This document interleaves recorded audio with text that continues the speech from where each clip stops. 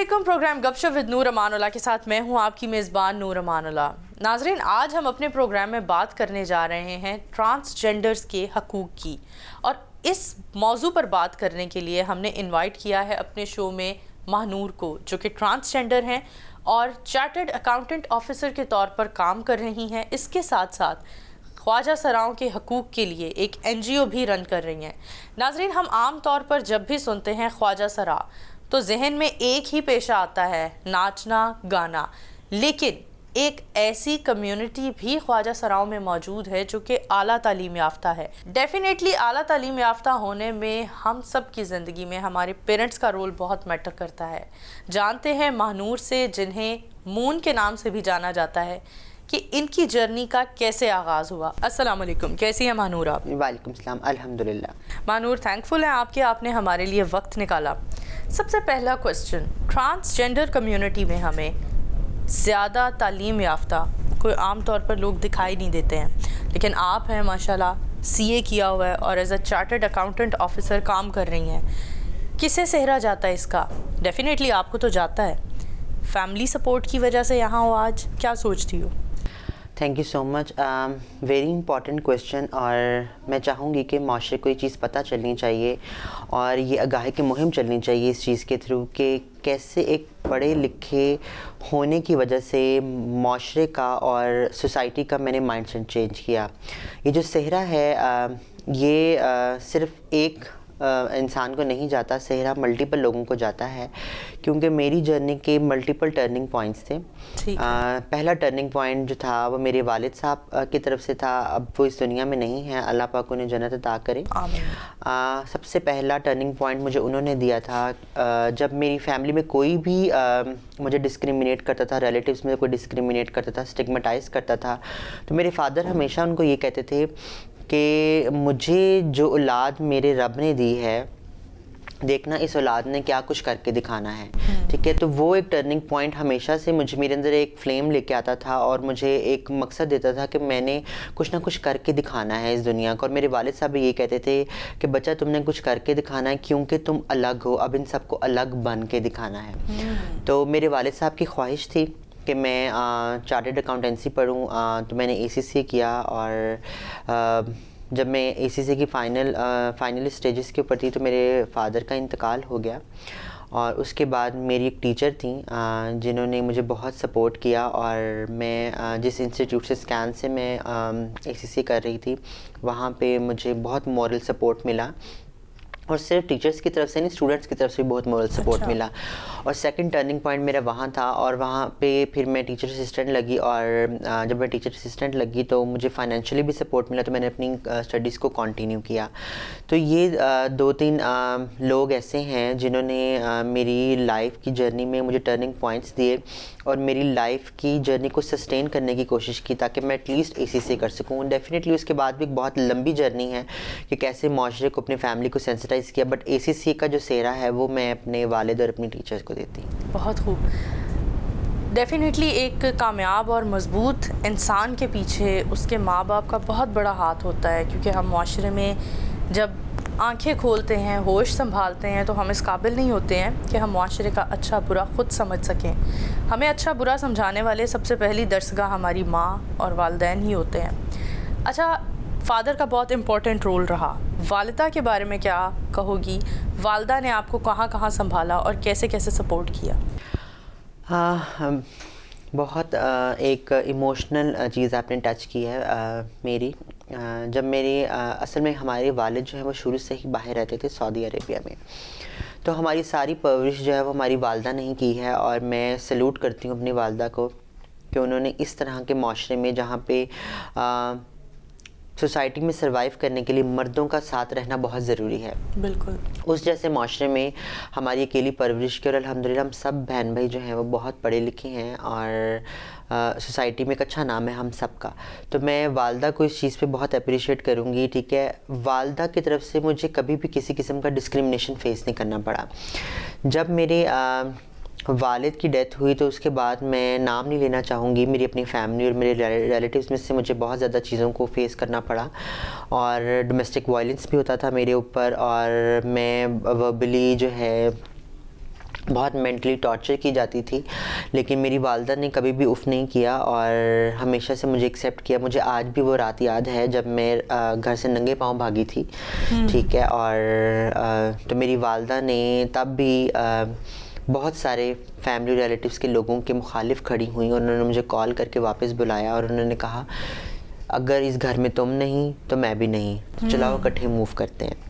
ٹھیک ہے، تو وہ ایک چیز جو ہے وہ مجھے آج تک یاد ہے. کوئی بھی والدہ جو ہے، مجھے نہیں لگتا کہ مردوں کے خلاف کوئی عورت اتنی مطلب ایک جذبے کے ساتھ کھڑی ہو سکتی ہے. میری والدہ کھڑی ہوئیں، انہوں نے مجھے اس وقت سپورٹ کیا، اور ان کے اس سپورٹ کی وجہ سے آج میرے جو ریلیٹیوز اور میری فیملی کے وہ لوگ جو مجھے ایکسیپٹ نہیں کرتے تھے وہ ایکسیپٹ کرتے ہیں. وہی بات ہوئی. اچھا، ماں ایک بہت اہم رول پلے کرتی ہے لڑکیوں کی زندگی میں. پھر آپ لوگوں کا جینڈر، ٹرانسجینڈر ہونا، اس کے ساتھ ہر کوئی اپنے آپ کو اتنا کانفیڈنٹلی متعارف نہیں کرواتا. آپ نے ابھی ذکر کیا گھر سے بھاگنے کا. زیادہ تر ٹرانسجینڈرز کو دیکھیں تو وہ گھر سے بھاگ جاتے ہیں، نہیں پسند کرتے اپنی فیملیز کے ساتھ رہنا. کیا وجہ اس چیز کی؟ بہت ساری وجوہات ہیں اس کی. جو ایک مین وجہ یہ ہے کہ فیملی آپ کو یا تو مرد یا عورت کے طور پہ ہی ایکسیپٹ کرنا چاہتی ہے. تو وہ ٹرانسجنڈر بچے بچیاں جو اپنی آئیڈینٹی ارلی سٹیج میں ڈسکلوز کر دیتے ہیں یا بتا دیتے ہیں، یا ان کی عادات سے پتہ چل جاتا ہے کہ وہ مرد اور عورت نہیں ہیں، وہ جینڈر میں پائے جاتے ہیں، تب فیملی ان کو ریسٹرکٹ کرتی ہے کہ یا تو عورت بن کے رہو یا تو مرد بن کے رہو. ٹھیک ہے، تو وہ بچے بچیاں، میرے پاس ایسی پریکٹسز بھی ہیں جنہوں نے کچھ عرصہ کوشش کی ایکٹنگ کر کے یا تو مرد بن کے رہنے کی یا تو عورت بن کے رہنے کی. انہوں نے رہ کے دکھایا گھر والوں کو، لیکن اس کے بعد بھی 4-5 سال بعد جب ان کی گروتھ ہونا شروع ہوتی ہے تو ان کو ریئلائز ہوتا ہے کہ نہیں، ہم لوگ شاید منافقت کر رہے ہیں، ہمیں جیسے ہم ہیں ویسے ہی رہنا چاہیے. تو جب وہ ایک کہہ لیں آواز اٹھاتے ہیں اپنے حق کے لیے یا بات کرتے ہیں کہ جی نہیں ہم تو ٹرانس، ہمیں ایز اے ٹرانس رہنا ہے، تب فیملی کی طرف سے ریسٹرکٹ کیا جاتا ہے. تو ڈومیسٹک وائلنس ہوتے ہیں، پھر ان کو ریسٹرکٹ کر کے گھر میں بند کیا جاتا ہے. تب بچے اور بچیاں جو ہیں ٹرانسجنڈر وہ گھروں سے بھاگتے ہیں اور کوشش کرتے ہیں اپنا سروائیول جو ہے وہ کنٹینیو کر سکیں. اچھا، ڈومیسٹک وائلنس کا شکار آپ بھی ہوئی، کیا وجوہات رہیں؟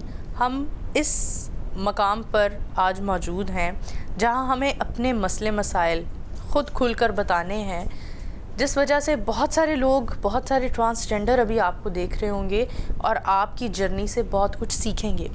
جاننا چاہوں گی وہ ڈومیسٹک وائلنس کی کیا وجوہات رہیں؟ سب سے بڑی ڈومیسٹک وائلنس کی وجہ یہ ہے کہ ہم لوگ ایک ایسے معاشرے میں رہتے ہیں جہاں پہ عزت بہت امپورٹنٹ ہے. جب میں باہر نکلتی تھی ایجوکیشن کے لیے، باہر آتی جاتی تھی اپنی ایجوکیشن کے لیے یا اور کسی پرپس کے لیے، چاہے گھر کے کسی کام کاج کے لیے، تو جو آپ کے آس پاس کے جو لوگ رہ رہے ہوتے ہیں وہی آپ کے فیملی سسٹم کو اتنا پریشرائز کر دیتے ہیں ان سے مختلف قسم کے ڈیروگیٹری کوشچنس کر کے کہ یہ کیا ہے، یہ لڑکا ہے، لڑکی ہے، عورت ہے، زنخواہ ہے، زنانہ ہے، یہ کیا ہے.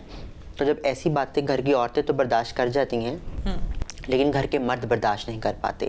تو جب ایسی باتیں میرے بھائیوں تک، میرے بڑے بھائیوں تک پہنچتی تھیں اور ان کا ریئیکشن جو ہے وہ اس بات کی وجہ سے غصے میں کنورٹ ہو جاتا تھا، اور وہ غصہ سارا میرے پہ اترتا تھا کہ تمہاری وجہ سے ہماری عزت خراب ہو رہی ہے، تم کیا ہو. اور جب ان کو بتایا جاتا تھا کہ جی آپ سب کو پتہ ہے کہ میں کیا ہوں، ٹھیک ہے، تو آپ مجھے ایکسیپٹ کریں as the way I am, but وہ چیز ان کی عزت جو ہے اس کے اوپر آنچ آنے کی ایک وجہ بنتی تھی، جس کی وجہ سے مجھے مار پیٹ کے ریسٹرکٹ کیا جاتا تھا. مجھے کہا جاتا تھا کہ میں اپنی عادات بدلوں، کیونکہ ہمارے معاشرے کا ایک مائنڈ سیٹ ہے کہ وہ جینڈر کو ایک عادت کے طور پہ لیتے ہیں. ان کو یہ نہیں پتہ کہ جینڈر آپ کا ایک ایسا صنف ہے جو کہ بایولوجیکلی ہوتا ہے، یہ آپ کی عادات نہیں ہیں جو کہ ہماری سوسائٹی میں مت ہے کہ لڑکیوں کے ساتھ رہنے سے پیدا ہو جاتا ہے یا کچھ ایسی عادات اڈاپٹ کرنے سے پیدا ہو جاتا ہے. جی بالکل ایسا نہیں ہے. آپ بھی اپنے مائنڈ سیٹ کو بدلیں اور اس کو as a gender he accept کریں. بالکل.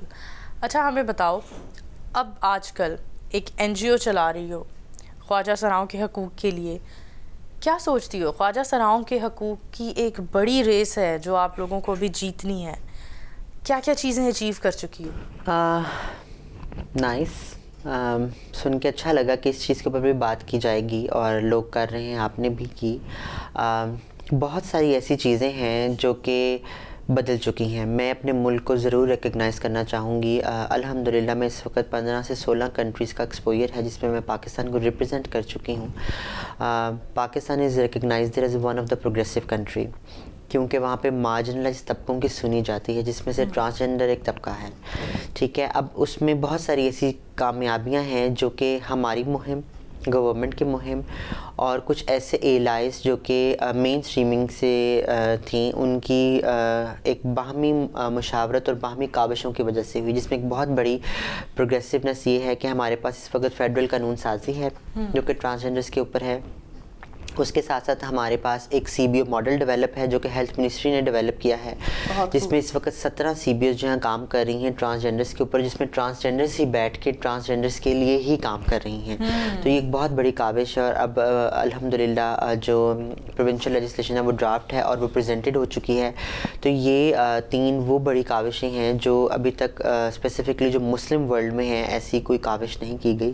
تو پاکستان میں یہ کاوش کی گئی ہے, تو ہمیں اس چیز کو ریکگنائز کرنا چاہیے. اچھا, خواجہ سرا یا خواتین یا مرد حضرات, تینوں میں سے کوئی بھی, جینڈر میٹر نہیں کرتا, پولیس کی رویے کی, برے رویے کی گواہی دیتے ہیں اور شکایت کرتے ہیں کہ پولیس ایک ایسا عہدہ ہے, پولیس کے اہلکار ایسے ہیں جو نو ڈاؤٹ ہماری مدد کرتے ہیں, ہماری سیکیورٹی کے لیے اپنے عید تہوار سب کچھ داؤ پر لگا دیتے ہیں, لیکن ان کا رویہ, ان کے رویے سے ہر جینڈر کو کمپلین ہے. آپ لوگوں کے جینڈر کو تو خاص طور پر کمپلین ہے کیونکہ خواتین کے لیے خواتین اویلیبل ہوتی ہیں تلاشی لینے کے لیے, انہیں ٹیکل کرنے کے لیے, ہینڈل کرنے کے لیے. مرد حضرات کے لیے میل سٹاف اویلیبل ہوتا ہے, لیکن خواجہ سراؤں کے لیے کوئی ایسا سٹاف اویلیبل نہیں ہے. اس کے لیے آپ لوگوں کو آواز بھی اٹھانی چاہیے, اور اٹھائی ہوئی ہے کہ پولیس میں بھی آپ لوگوں کی بھرتیاں ہونی چاہیے. پہلے بھرتیوں پر بات کرتے ہیں, پھر رویوں پر بات کرتے ہیں. یہ پہلے تو ایک چیز یہ کہ اس چیز کو میں ریلیٹ کرنا چاہوں گی وائلنس کیسز کے ساتھ جو کہ with in the transgender community بہت زیادہ ہو رہے ہیں, اور مین اسٹریمنگ کی طرف سے بھی ان کو وائلنس کیسز کا سامنا کرنا پڑا ہے. اور پولیس کا رویہ اس سے اس طرح لنک ہوتا ہے کہ جب تک ہم پولیس کے رویوں کو اتنا قابل نہیں کر دیتے کہ وہ ٹرانسجنڈر کمیونٹی کے ساتھ ہونے ہوئے وائلنس کو سنیں اور ان کو سروسز پرووائڈ کرنے کے لیے اپنے آپ کو اتنا ایکسیسیبل کر دیں کہ کمیونٹی ان کے پاس خود سے آئے اور اپنے وائلنس کیسز کے بارے میں بتائے. سب سے پہلے بھرتیوں کی ہم بات کرتے ہیں. جی, ایک سب سے بڑی چیز یہ ہے جو ہمیں ایکسیپٹ کرنے کی ضرورت ہے کہ ہماری خواجہ سرا کمیونٹی میں اتنے پڑھے لکھے لوگ نہیں ہیں. ٹھیک ہے, جس کی وجہ سے ہم ایلیجیبلٹی کرائٹیریا پہ تو بہت کم لوگ فال کرتے ہیں. لیکن I really want to acknowledge one effort جو کہ راول پنڈی میں پنجاب کی گورنمنٹ کی جانب سے تحفظ سینٹر قائم کیا گیا تھا, جہاں پہ ٹرانسجنڈر کمیونٹی کی ہی ایک کیس کوآرڈینیٹر بٹھائی گئی تھیں جو کہ سارے وائلنس کیسز اسپیسیفکلی پنجاب کے وہ سنتی تھیں اور ان کو رپورٹ کرتی تھیں. تو یہ ایک اچھی پریکٹس تھی, اس کو ریپلیکیٹ کرنے کی باقی شہروں میں بھی کوشش کی جا رہی ہے. بٹ اگین کمیونٹی اتنی پڑھی لکھی نہیں ہے, لیکن ہم نے جو بھی ریسنٹلی ٹریننگ کی ہے جو کہ ہم نے with the collaboration of human right ministry کے ساتھ ہم لوگوں نے پولیس لا انفورسمنٹ ڈپارٹمنٹ کی ٹریننگ آرگنائز کی, اور اس میں یہ بات کو ہم نے یقینی بنایا کہ اگر خواجہ سرا کمیونٹی کے لوگ ابھی فوری طور پہ بھرتی نہیں ہو پا رہے اس کی کیونکہ بہت ساری وجوہات ہیں, تو ایٹ لیسٹ وہ لوگ جو آلریڈی وہاں پہ بھرتی ہیں, چاہے خواتین ہیں چاہے مرد ہیں, ان کو ہم کیسے سینسٹائز کر سکتے ہیں, ان کے کیسے مائنڈ سیٹ بدل سکتے ہیں کہ وہ خواجہ سرا کمیونٹی کو ایکسیپٹ کریں اور ان کو بھی ویسے ہی سروسز پرووائڈ کریں جیسے وہ عام مرد اور عورتوں کو دیتے ہیں. اور اس کے لیے ہم نے ایک گائیڈ لائن ڈیولپ کی تھی, اور اس گائیڈ لائن کے اوپر ہم نے ایک بڑی کمپریہنسو ٹریننگ کروائی ہمارے جو لا انفورسمنٹ ٹریننگ انسٹیٹیوٹ کے جو ہیڈز ہیں اور ان کے 20 اہلکار کو, اور الحمدللہ وہ چیز سکسیسفل چل رہی ہے, اور اب جو لا انفورسمنٹ ایجنسیز ہیں ان کے بھی رویے بدل رہے ہیں. خواجہ سراؤں کے لیے کچھ پیشے مخصوص کر دیے گئے ہیں, لائک کہیں شادی ہوگی تو وہ وہاں ڈانس کے لیے جائیں گے, اور پھر ان کے ساتھ وائلنس کے بھی معاملات, خیر خواتین ہوں یا خواجہ سرا ہوں, وائلنس کے معاملات تو ہمیں دیکھنے کو اور سننے کو ملتے رہتے ہیں. کیا سوچتی ہو اس چیز کو روکنا چاہیے کہ خواجہ سرا شادیوں پر جا کر ڈانس کرتے ہیں, بہت سارے لوگ اس کے اگینسٹ ہیں کہ انہیں نہیں کرنا چاہیے, آپ کیا سوچتی ہو؟ جی, پہلے تو یہ چیز کہ نا ہر ایک اپنا اپنا مائنڈ سیٹ ہے, ہمیں ایک دوسرے کے اوپینین اور ان کی رائے کی ایک رسپیکٹ کرنے کی ضرورت ہے. ہاں, آپ اپنے اوپینین سے ڈس ایگری ضرور کر سکتے ہیں, کسی کے اوپینین سے ڈس ایگری کر سکتے ہیں, بٹ اس کی ڈس رسپیکٹ نہیں کر سکتے.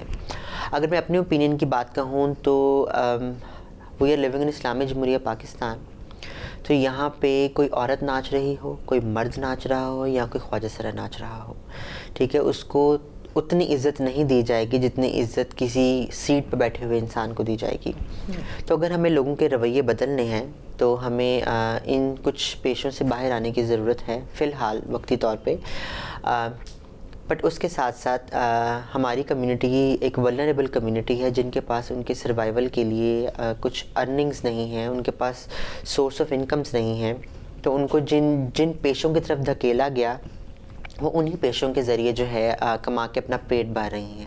تو ہماری حکومت کو چاہیے کہ ان کی اکنامیکل امپاورمنٹ پہ کام کریں, ٹھیک ہے, ان کی اسکل بلڈنگ پہ کام کریں اور ان کو روزگار کے اچھے مواقع دیں تاکہ وہ ان پیشوں سے باہر آ سکیں. اس کے ساتھ ساتھ میں ایک اور بات کرنا چاہوں گی, تو میں معاشرے کو بھی یہ کہنا چاہوں گی کہ یہ گیو اینڈ ٹیک پروسیس ہے, اور اگر خواجہ سرا کمیونٹی کوئی کاوش کر رہی ہے تو آپ لوگوں کو بھی کھلے دل سے ان کو ایکسیپٹ کرنے کی ضرورت ہے. جس طرح ایک مرد اور عورت کسی کو ڈانس سکھا رہی ہوں تو ان کی اس چیز کو ایک آرٹ کے طور پہ یا کوریوگرافی کے طور پہ لیا جاتا ہے, تو اگر کمیونٹی یہ ناچ گانا کر رہی ہے تو اس کو بھی ایک آرٹ کے طور پہ پروموٹ کریں. میں نے اس کی ایک کوشش کی ہے, اور میں نے ہماری خواجہ سرا کمیونٹی کو جن کے اندر وہ ٹیلنٹ بھرا ہوا ہے ڈانس کا یا ایکٹنگ کا, ان کے لیے میں نے ایک پہچان تھیٹر گروپ جو ہے وہ بنایا ہے. اس کا ایک یوٹیوب چینل بھی ہے, تو میں چاہوں گی آپ لوگ اس کو سبسکرائب بھی کریں. اس میں بہت سارے سینسٹائزنگ میسیج ملیں گے جس سے آپ لوگ اپنے مائنڈ کو اور لوگوں کے رویے کو بدل سکتے ہیں. اس کے ساتھ ساتھ اس پہچان تھیٹر گروپ کے لوگوں کو میں نے مختلف یونیورسٹیز میں پرفارم کروایا تاکہ ہم ایٹ لیسٹ یوتھ کے مائنڈ سیٹ کو بدلیں, اور الحمدللہ میں نے یوتھ کے مائنڈ سیٹ کو بدلا ہے. بالکل بالکل, نو ڈاؤٹ. اچھا, ہم ہمیشہ مطالبات کرتے ہیں حکومت سے, اعلیٰ حکام سے, لیکن یہاں میں سوال کرنا چاہوں گی, سوسائٹی سے کیا مطالبہ کرتی ہو, معاشرے سے کیا چاہتی ہو؟ ہاں, معاشرے سے تو بہت کچھ چاہتی ہوں, لیکن صرف ایک بات کہنا چاہوں گی. ہم لوگ اسلامی جمہوریہ پاکستان میں رہتے ہیں اور ہم سب کا یہ عقیدہ ہے کہ اللہ کی مرضی کے بغیر کوئی پتہ نہیں ہلتا. تو اگر کوئی مخلوق جس کو آپ اپنے سے فرق سمجھتے ہیں, ٹھیک ہے, اس مخلوق کو آپ یہی سوچ لیں کہ وہ بھی اللہ تعالیٰ کی بنائی ہوئی ہے اور وہ بھی انسان ہے, تو انسانیت کو سرو کریں. اور جب آپ انسانیت کو سرو کریں گے تو اپنے رب کو راضی کریں گے. جب اپنے رب کو راضی رکھیں گے تو تمام مخلوق کو ایک ساتھ ایک بہتر زندگی گزارنے کا موقع مل سکے گا. شکریہ. بہت خوب. ماہنور, آپ کے سرٹیفکیٹس دیکھ رہے ہیں, اس پر مون علی لکھا ہوا ہے, اور ویسے ہم آپ کو جانتے ہیں ماہنور کے نام سے. یہ مون اور ماہنور کے نام میں کیا لاجک ہے؟ اصل میں 3 نام ہیں. مجھے اس میں کسی چیز کی کوئی شرم نہیں ہے. جب اپنی جرنی بتا رہے ہوں تو آپ اپنی پرانی پریکٹسز سے اور ایکسپیرینسز سے خود بھی سیکھتے ہیں اور لوگوں کو بھی بتاتے اور سکھاتے ہیں. جب میں پیدا ہوئی, اور چونکہ ہمارے ملک میں ایسچ کوئی بھی ایسی ٹیکنالوجی اویلیبل نہیں ہے کہ پیدا ہوتے ہی آپ کو بتایا جائے کہ آپ کے بچے کے جنس یا صنف کیا ہے, تو تب میرے والدین نے مجھے حسن کا نام دیا. جب میں گرو ہوتی گئی اور میں کچھ اسپیسیفک ایک سٹیج پہ آئی, تب جب مجھے اور میرے گھر والوں کو ریئلائز ہونا شروع ہوا کہ میں مرد نہیں ہوں, تو تب میرے گھر والوں کی طرف سے میرا نام دیا گیا مون, ٹھیک ہے, اور اسی نام کو میں نے آگے پرسو کیا. اور آہستہ آہستہ وہ نام جب میں نے خواجہ سروں کے حقوق کے لیے آواز اٹھائی, لڑی, قانون سازی ہوئی, اور تب مجھے بھی ایک ایونیو ملا, اور مجھے لگا کہ مجھے مون سے اس نام کو ماہنور کر دینا چاہیے تاکہ لوگ مجھے ایک عورت کے طور پہ ہی ریکگنائز کریں, کیونکہ ٹرانسجینڈرز وومنس آر وومن, ٹھیک ہے. لیکن میں اپنی ساری جرنی کو اون کرتی ہوں اور مجھے بتانے میں کوئی شرم نہیں ہے تاکہ لوگوں کو بھی اس سے آگاہی ملے, اور اس آگاہی کے ذریعے اپنے آس پاس کے ایسے بچوں کو پہچانیں خدا را, اور ان کو ایک عزت کی زندگی دینے کے لیے ان کو ویسے ہی ایکسیپٹ کریں جیسے وہ ہیں. ناظرین, باتیں تو بہت ساری ہیں لیکن ابھی چلتے ہیں بریک کی طرف, ہمارے ساتھ رہیے.